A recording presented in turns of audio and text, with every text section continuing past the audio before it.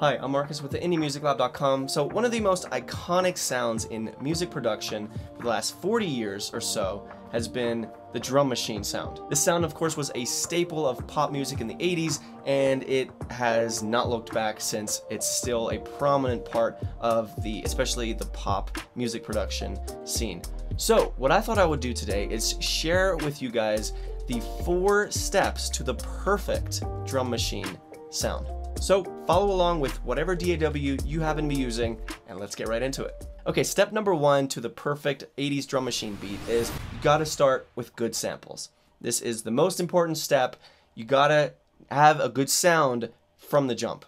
Now this is fairly easy if you have like a Splice membership or wherever you get your loops and samples from. The problem is you might not know where to find them. So maybe just block off 10, 15, 30 minutes of your time and go explore and see if you can find some loops, find some sounds and some samples, and then save them. And then be sure that you know where to find them. That way you can always access them very quickly the next time that you want that 80s drum machine type of sound. Now for me, what I'm doing in this case, so let me play this song here. This is a remake of the song Back to School by Porches. I post what I did going back to school. And the drums here, this is Addictive Drums.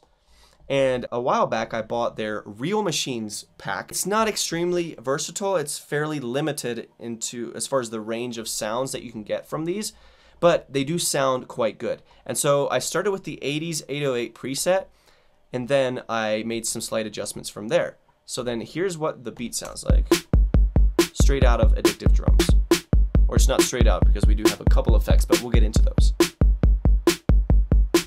Right, so that is the sound, and obviously you're hearing like the 808 kick doesn't have that long decay on it, right? And that's because of this volume envelope right here. Because if we stretch this out, now listen to what it sounds like. Then it's stretched out. So this decay is very short. That with the 808, you just had that initial attack of the 808, which is what I wanted, obviously, for this very fast, upbeat tempo. So it doesn't matter where you get your samples. It doesn't matter if it's even just a drum loop. It doesn't matter if it's drum samples that you record in your own pattern, or if it's Addictive Drums or Easy Drummer that has a drum machine that has those samples as well. It doesn't matter as long as it sounds good, but you need to start with good sounding drum samples from the jump. So that is step 1. Step 2 is you want to make this drum beat very hypnotic, very loopy, very tight.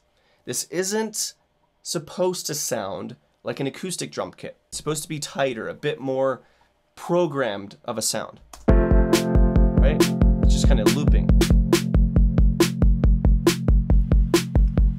I post what I did going back to school. So whenever you're going for that sort of typical drum machine sound, don't be too loose, right? I quantized this not quite 100%, but pretty close, because I wanted it to be very almost completely on the grid, but not quite. Still a little bit of life in there, and just loopy, hypnotic, and it's just kind of very repetitive in nature. So that is step number 2. Step number 3 is add variation in these 3 areas. Now, those 3 areas are adding a hi-hat, adding additional snare hits like on the off beats on occasion, and then thirdly is layering in some additional drum sounds and samples to make the bigger sections of the song, to give it that extra lift in the drums. So this little track that I have here, this remake, I'm doing all of those things. So it's transitioning from here we have just the kick and the snare, right? And then you get the hi-hat here.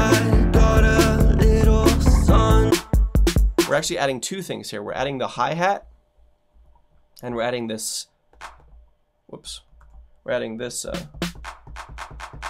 808 clap. And again, here's that little, so there's that offbeat snare hit that comes in on occasion, just to keep it from sounding completely, 4 on the floor and straight up. It adds just that touch of variation there. And then one more thing that we're adding is when this song gets big, at the end of the song, or at least the end of the part that I remade. It's bigger. The reason for that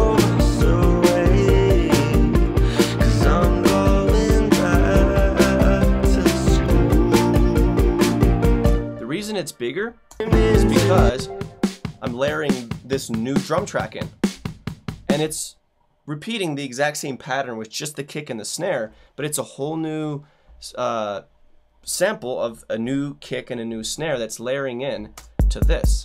So here is normal, and then here's that extra layer. Gives it just a little boost, a little lift for this bigger section of the song. And this is just a patch or preset that I got from the United Pop Pack inside of Addictive Drums.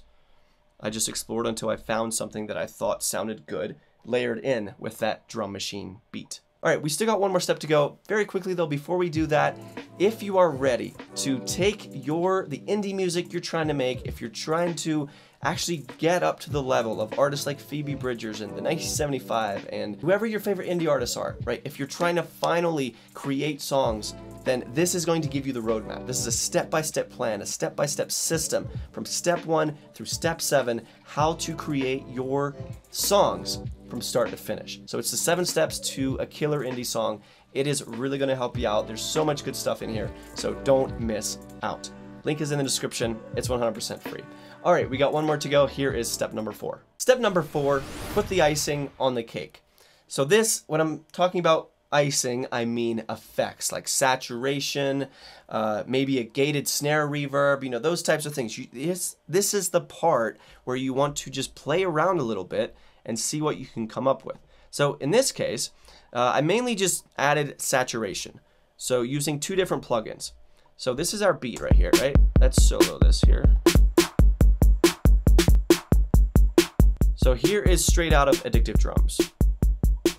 And then here I added Sausage Fattener to add some fatness, some bottom end, and some high end with the color knob. And then I added saturation knob. You get that extra. So without it, there's with it. And then just, yeah, this isn't really doing much there with the EQ.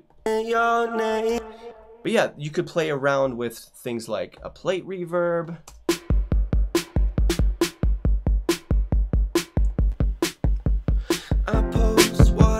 Whoops.